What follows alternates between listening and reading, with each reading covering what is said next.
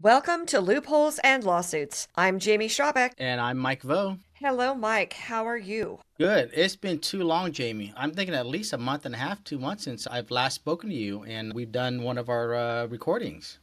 It has been a while, and you and I have both been busy. I have some news to share. Those of you who don't know, I have a salon, have had one for a really long time, but I just recently downsized but upgraded, as I like to say, in terms of the size of the space and the money I'll be spending on my lease.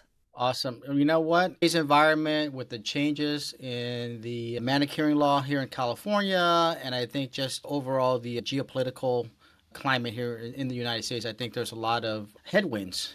And so I'm hearing from my clients of down business revenue, and obviously the expenses haven't changed. So they're starting to share their frustrations with me. If nothing else, their expenses have increased and will continue to increase. We just went through tax season. I know some people try to put it off by filing for an extension, but you still have to put the money up.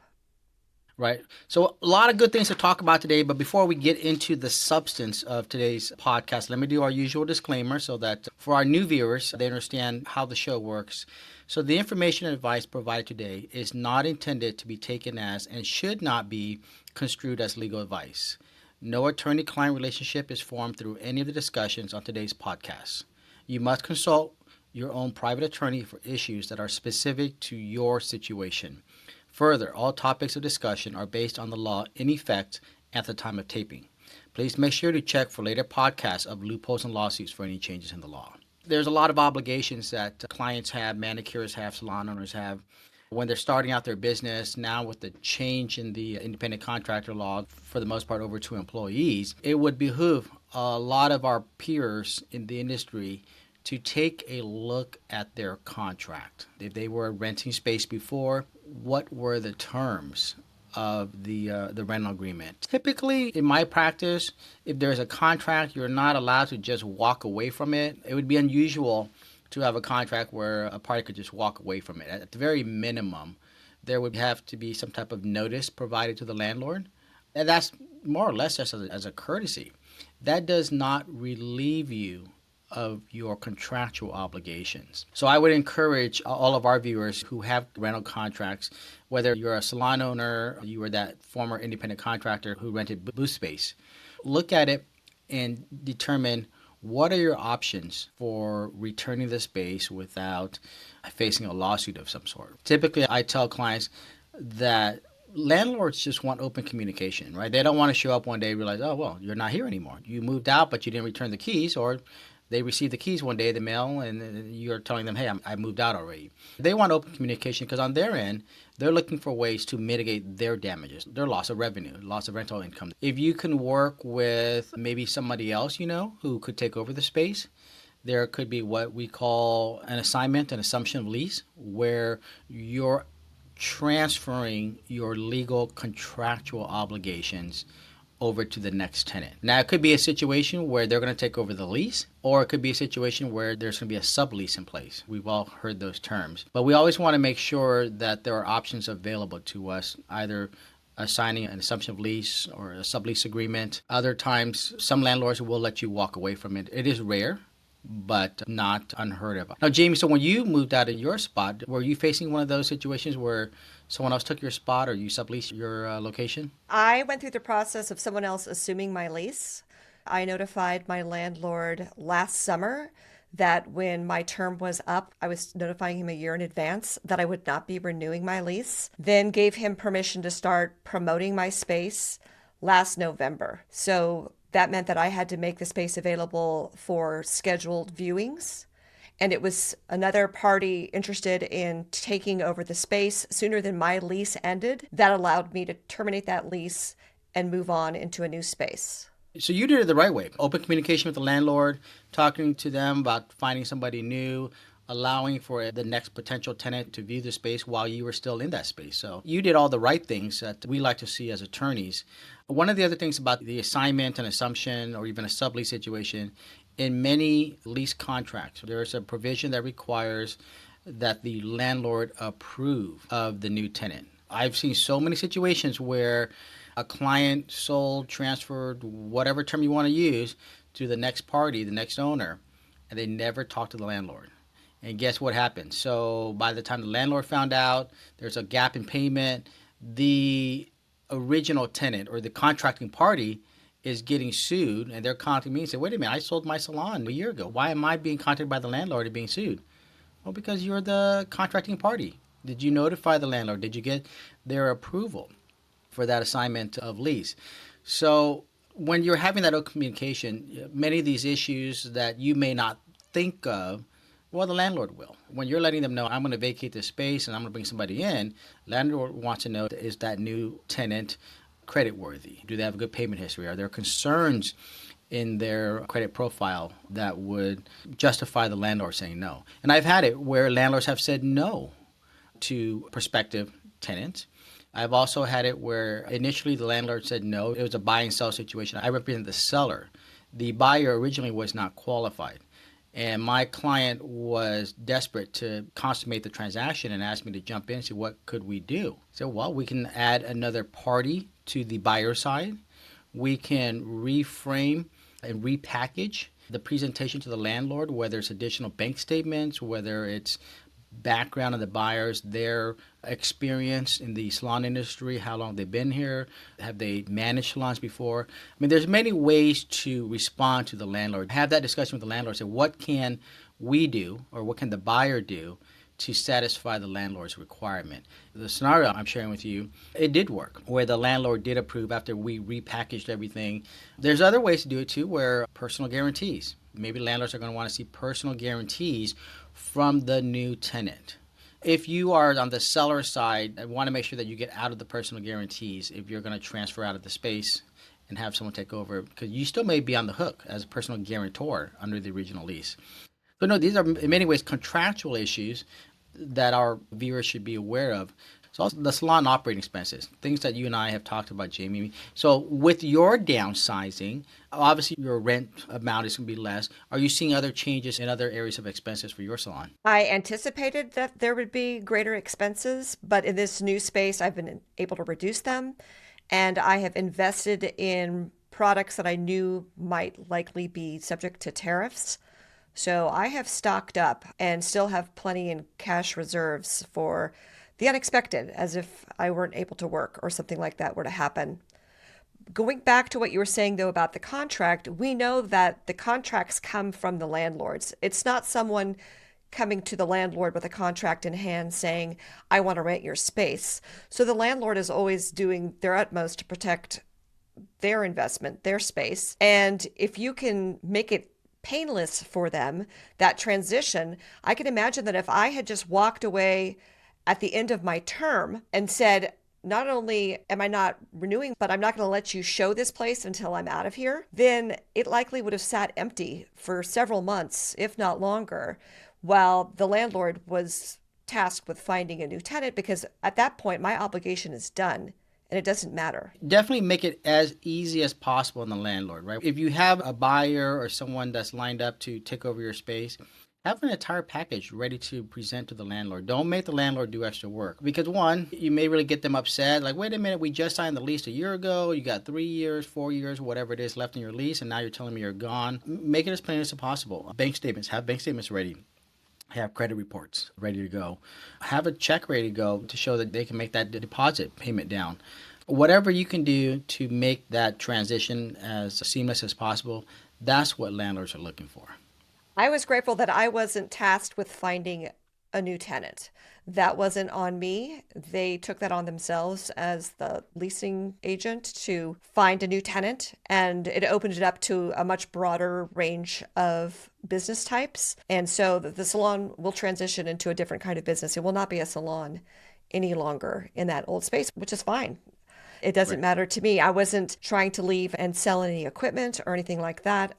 Everything that I put into that space, I could take out in terms of furniture. And so now, having a much smaller space, I have backup furniture should anything happen to the furniture I'm using now. On the topic of furniture, there was a Facebook posting about a salon's personal property, I think down in San Diego, that is being auctioned off. I took a look at that very briefly, and I feel bad for obviously the owners, the folks who took out a loan for all that property. So for our viewers, there is an auction being done by a bank who lent some money to a borrower, salon owner, and it looks like the borrower or salon owner must have defaulted on the loan, resulting in an auction of all the property being done. What was interesting about it, so the fact that items are being auctioned off is not anything new, but what caught my attention was the fact that, according to the posting, the salon had only been in business for about a year, which is odd because most loans aren't 1 year loans. They're 3 years, 5 years, and they're not longer.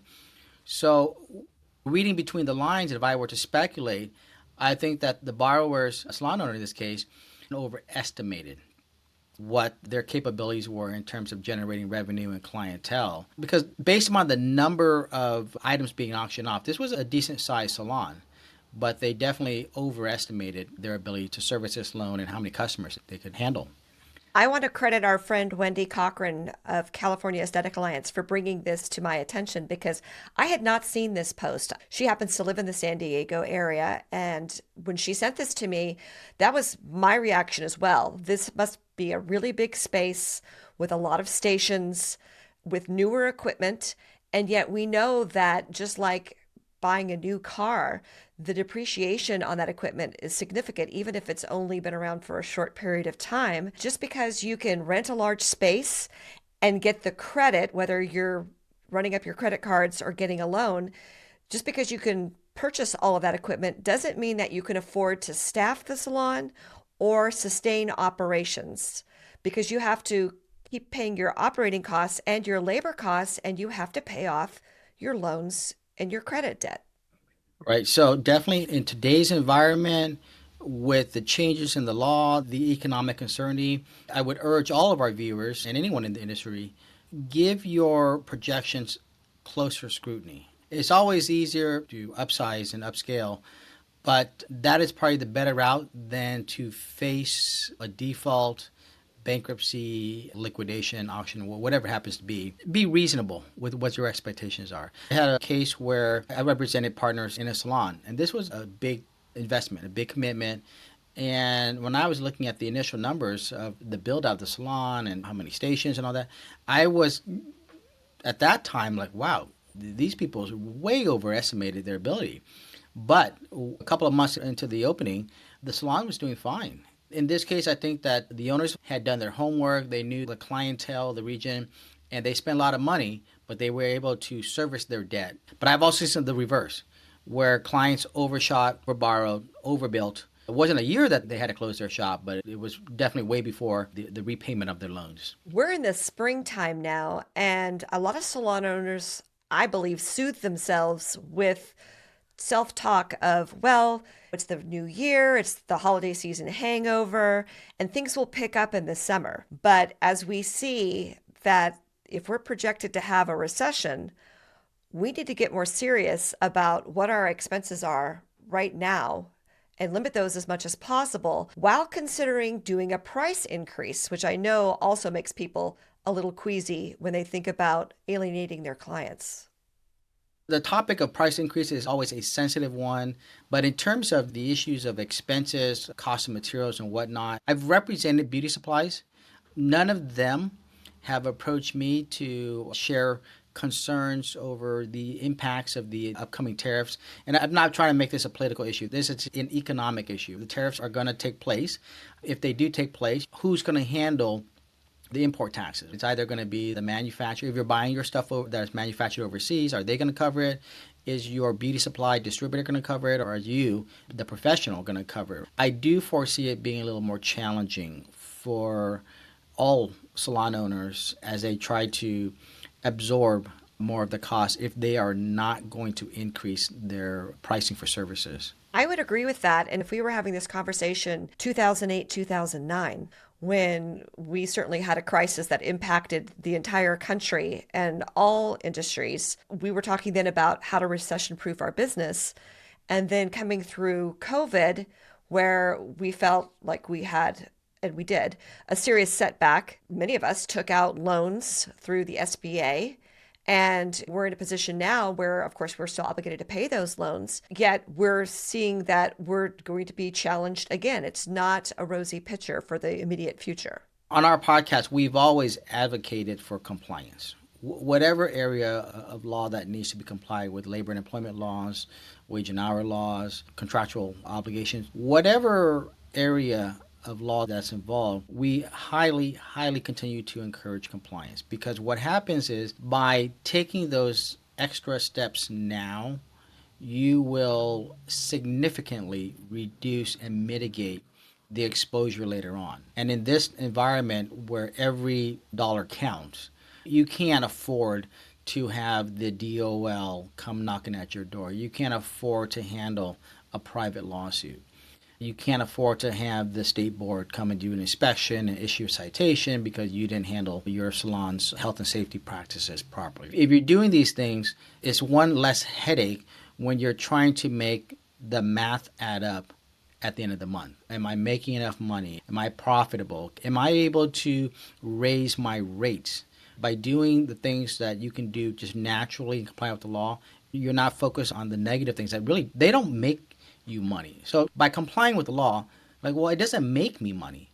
Complying with the law necessarily is, the incentive isn't to make you money, it's so that you don't lose money. If you comply with the law, you never get an investigation, you never get a private lawsuit. Great, you saved your money. But if you don't comply, guess what? You're going to lose it, because the only way to get rid of some of these claims, investigations, and lawsuits is that you're going to have to pay somebody. You're going to pay the government. You're going to pay a former employee. You're paying somebody, so you're losing money. I wholeheartedly agree with that philosophy. It's easy to make money. It's very difficult to keep money. And you want to be credit worthy in order to get the best financing, whether it's for your business or in your personal life, like for getting a new car. Credit worthy is very important on that particular issue, right? If you're getting sued, if you're not paying your rent because you didn't handle the lease assignment or the sublease properly, well, that's going to take a hit on your credit, or it potentially could. Now you're trying to get a loan for that next space. The bank's going to be looking at you because one of the questions they're going to have on any loan application is, do you have any pending lawsuits? Do you have a judgment against you? And they don't distinguish between an auto accident lawsuit versus a breach of contract because I didn't pay my rent. You have to disclose, what is the lawsuit? When was it filed? Where is it venued? Just that consideration of having a pending lawsuit against you would be reason enough for a bank to say, well, I'm not going to lend you money if you're already getting sued by your landlord. Credit worthiness is something you want to keep intact as much as possible. Can you believe that for my current space, I wasn't even asked? I was trusted. I've got great credit, but I was never asked to give any information that would allow them to run a credit report. That says a lot about who you are, the way you carry yourself, your professionalism, right? I mean, I've seen that sparingly, but if you're approaching a landlord with professionalism and the expertise that you have, they're going to feel comfortable and confident. That's why maybe in your case, I don't need to run a credit. But if you're coming to the table with a lack of experience, a lack of professionalism, management skills, the landlord doesn't want to take that risk. So they're going to run the credit report and say, do you have any dings on your credit? And it may have been to my advantage that I had been in 2 long-term leases previously in spaces that were within a quarter mile of where my current location is now. So that had he wanted to follow up privately with either of my previous landlords, he certainly could have. My recommendation to anyone right now is if you are feeling stretched or just beginning to feel stretched, don't wait to act. Reach out to your landlord now. Have those conversations. For all you know, that landlord has already been contacted by someone else for whom your space would be a downsize. Absolutely. We don't know that. And I think for a lot of folks who've never been in this situation, maybe there's an element of a feeling of shame. I shouldn't have been in this situation. Whatever you did or didn't do, you shouldn't have shame or embarrassment drive your business decisions. If you can remove the personal feelings out of it and just look at it from the dollars and cents standpoint, one, it's going to be much easier for you to approach the landlord. But two, it's also that open communication. So the landlord knows you're being responsible. I've never heard of a client who said, I talked to my landlord and said, shame on you, you didn't do your business right. No, they're actually, not that they're pleased to hear that you're having a problem, but they're pleased to know that you're openly communicating with them so that they can find another tenant. They don't have to sue you. Because remember, it costs them money too to sue you. And it doesn't guarantee they were going to get money because the reason why you're not paying your rent is you don't have the money. So there's incentives on the landlord side to want to communicate and cooperate with you. on getting somebody in or reducing your rent for a time being. We saw that during COVID. A lot of landlords were very accommodating for good reason because they know everybody was in the same boat. If you kick somebody out, doesn't mean you're going to be able to get somebody in. If you think of it more in terms of right sizing your business for who you are as a professional, the size of your current clientele, any anticipated losses of clients due to moving away or losing their jobs or dying, things happen. And if you can't possibly replace all of those clients, or if you were to be incapacitated for any reason, you're still on the hook for your rent, whether you're laid up in a hospital room or what's happened to you. So that's why I felt that it was the right timing. I wish I had done it a bit sooner, but as it turns out, if I had tried to do it sooner, the space I'm in now wouldn't have been available. So Right. sometimes things happen at the right time and for the right reason. And if you don't give your landlord the opportunity to have that conversation with you, they're not going to know. They're not getting your financials unless you're in a triple net lease and having to report your sales. Could you speak a little bit about the different types of leases that people can get involved in and how a commercial lease might differ from a residential lease, which I think most people are familiar with? For most commercial leases, with the exception of the independent contractor who's just renting a booth space, most salon owners who are renting a suite in a retail strip center, you can have your base rent, which is very standard, whatever that is, based upon the square footage that you occupy. And your suite will occupy a certain percentage of the entire square footage in that retail strip center. So maybe it's got a total of 50,000, 100,000 square feet. Your suite only covers 1,000, 2,000, whatever it happens to be.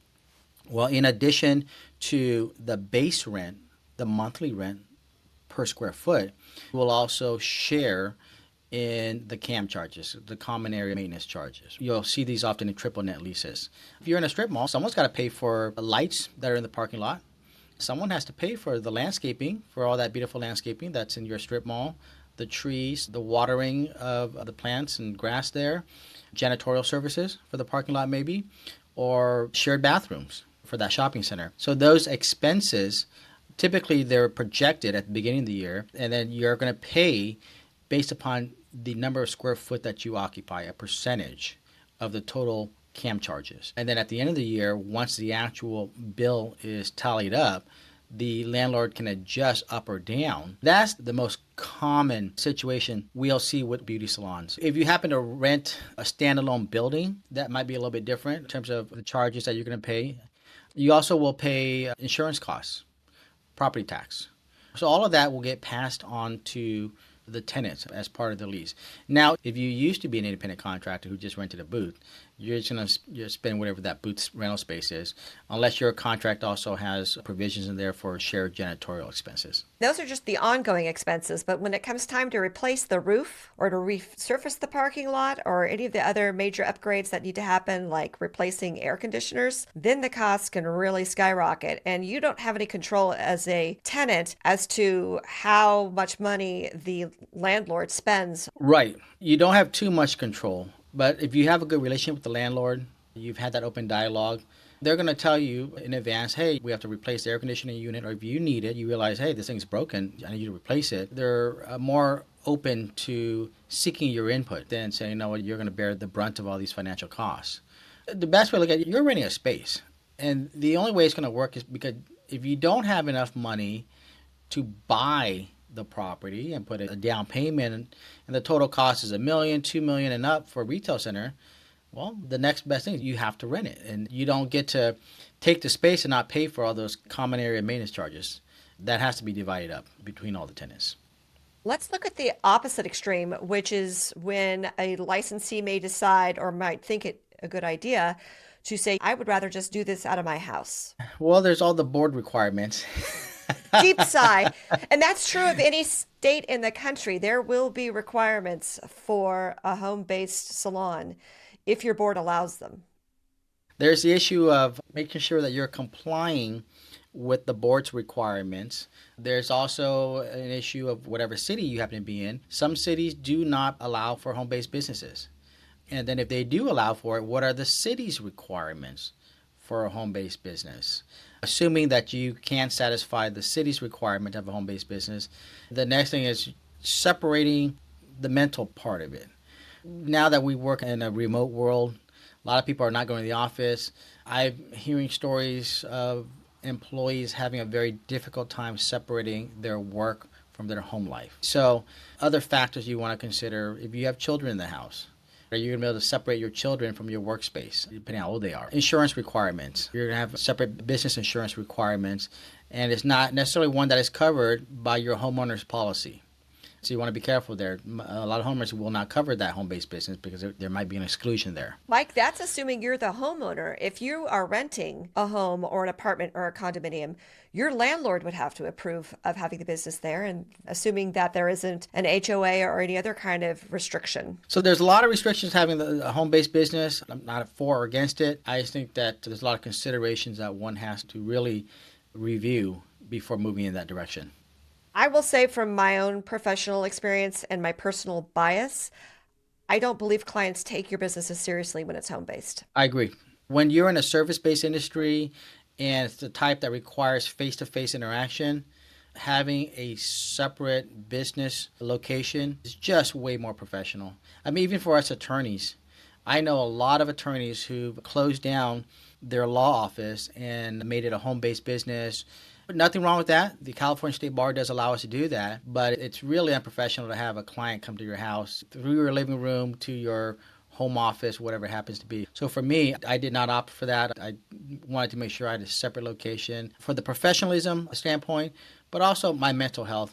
I need separation from my work environment and my home environment. Even if it's a 10-minute, 15-minute drive to the office, it's a much needed 10, 15 minutes to wind up, get ready for the day, or to decompress from the day. Beauty professionals are not known for maintaining good boundaries, so certainly geography would provide a boundary. I would encourage our viewers, consider what's best for you. Your options are a little more limited now that you're either an employee or a salon owner. What we encourage now is comply with the current law. That's what you have to do. Always a good strategy. We'll probably go into more detail about reducing your overhead when we can talk about more concrete examples, but I think this does address some of the Facebook posts and other social media questions about how do I essentially improve my financial position. Awesome. Well, we'll save the details for the next podcast. But yes, I'm glad that many of our viewers have heard from us that there are options. You're not stuck. There are options, but don't wait until it's too late to exercise those options, because that's when the lawsuits start coming. Great advice. Thank you, Mike. Thank you. Well, hey, folks, thank you so much for joining us today on this podcast of Loopholes and Lawsuits. We look forward to talking to you next time.